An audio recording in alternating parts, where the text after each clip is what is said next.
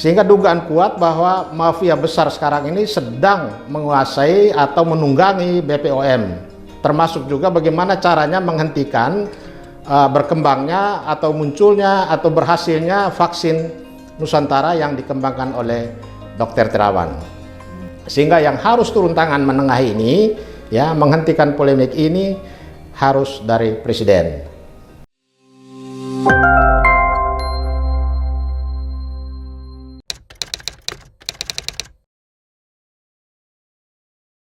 Ya, perkembangan jalannya vaksin Nusantara ini saya lihat sudah ada 2 poin penting yang mewarnai pro dan kontra ini, ya.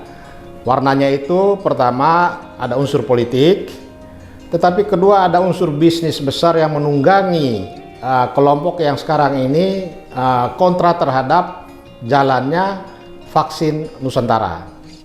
Unsur politik itu pertama begini, ya, ini ada faktor kekuasaan penyelenggara negara, katakanlah dalam hal ini adalah BPOM, ya. BPOM ini kan adalah lembaga negara, tetapi menempatkan diri sebagai pihak yang menunjukkan sikap kontra terhadap proses pembuatan vaksin Nusantara yang juga sedang dilakukan oleh lembaga negara, dalam hal ini Rumah Sakit RSPAD yang berada di bawah TNI Angkatan Darat. Sehingga ini memperlihatkan bahwa ada perbedaan kepentingan, ya. Ada satu kepentingan yang menunggangi lembaga BPOM yang menolak upaya RSPAD dengan tim dokternya yang sekarang ini sedang melakukan penelitian untuk menghasilkan vaksin Nusantara dalam rangka membantu negara mencegah penyebaran pandemi COVID-19.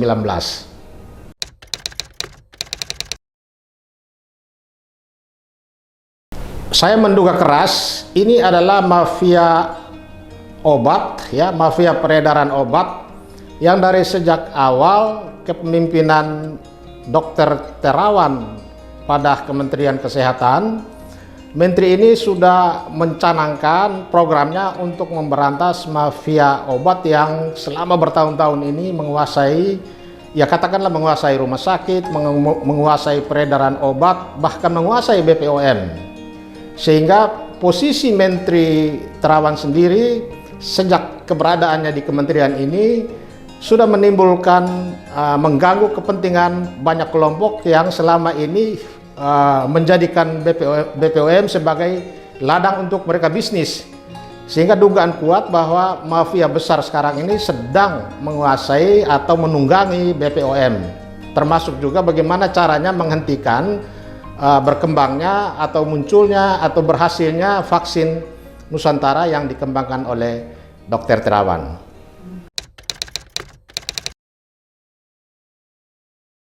Ya, saya melihat di sini BPOM ini sudah offside, ya. Pertama karena vaksin ini kan apakah dia termasuk kategori obat. Yang kedua, vaksin ini belum jadi obat. Ya, kalaupun dia masuk kategori obat, vaksin ini belum jadi obat, bahkan masih dalam proses menuju ke sana. Sebagai suatu proses yang menuju ke sana dan sedang dilakukan oleh putra-putri Indonesia, putra-putri bangsa Indonesia sendiri, seharusnya lembaga ini mendukung, walaupun dia tidak punya kewenangan untuk masuk kepada proses pembuatannya. Tetapi dia harusnya memberi ruang, dia harusnya memfasilitasi supaya ini menjadi satu prestasi yang dihasilkan oleh putra-putri bangsa Indonesia sendiri. Tetapi pertanyaannya, kenapa belum apa-apa sudah dijegal oleh BPOM? Ini yang menimbulkan kecurigaan dari banyak pihak. Bahkan sekarang ini muncul tokoh-tokoh nasional, bahkan tokoh-tokoh yang tadinya oposisi pun ada di barisan Dr. Terawan yang mendukung kerja ini. Ini kerja besar. Jadi sebetulnya yang kita harapkan, BPOM harusnya menjelaskan kepada masyarakat tentang kualitas vaksin yang sekarang ini sudah dipakai oleh negara kita. Negara kita sudah beli dan sekarang ini sedang digunakan untuk masyarakat. Bahkan ada yang sudah mulai disuntik. Ini yang harus dijelaskan ke masyarakat, terkait juga perbedaan pendapat mengenai kualitas. Ya, ada beberapa produk, bahkan produk dari Amerika sendiri ada yang sudah dihentikan, bahkan negara lain juga sudah membatalkan untuk melakukan penjualan ke pasar. Tetapi ini tidak dijelaskan oleh BPOM. Tapi BPOM lebih fokus kepada kenapa tiap hari meributkan soal vaksin Nusantara ini. Ini yang timbul tanda tanya besar, apakah BPOM ini sudah ditunggangi oleh mafia obat yang selama ini menguasai dunia farmasi di Indonesia.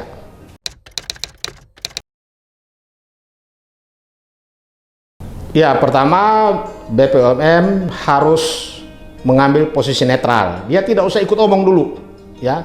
Karena selama ini dia sudah menempatkan diri sebagai pihak menghadapkan posisi lembaganya dengan lembaga TNI yang di bawahnya ada Rumah Sakit Angkatan Darat. Ya, lebih baik dia diam dan mengambil posisi netral.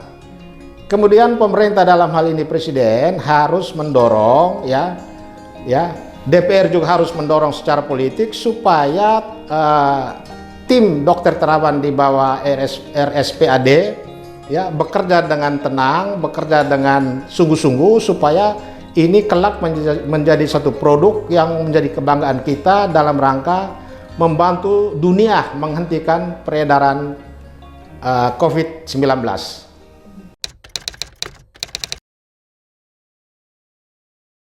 Saya kira Presiden, karena baik Menkes posisinya sudah jelas di bawah Menkes itu kan ada BPOM. BPOM ini dia bertanggung jawab kepada Presiden tetapi melalui Kementerian Kesehatan. Sehingga yang harus turun tangan menengahi ini ya menghentikan polemik ini harus dari Presiden.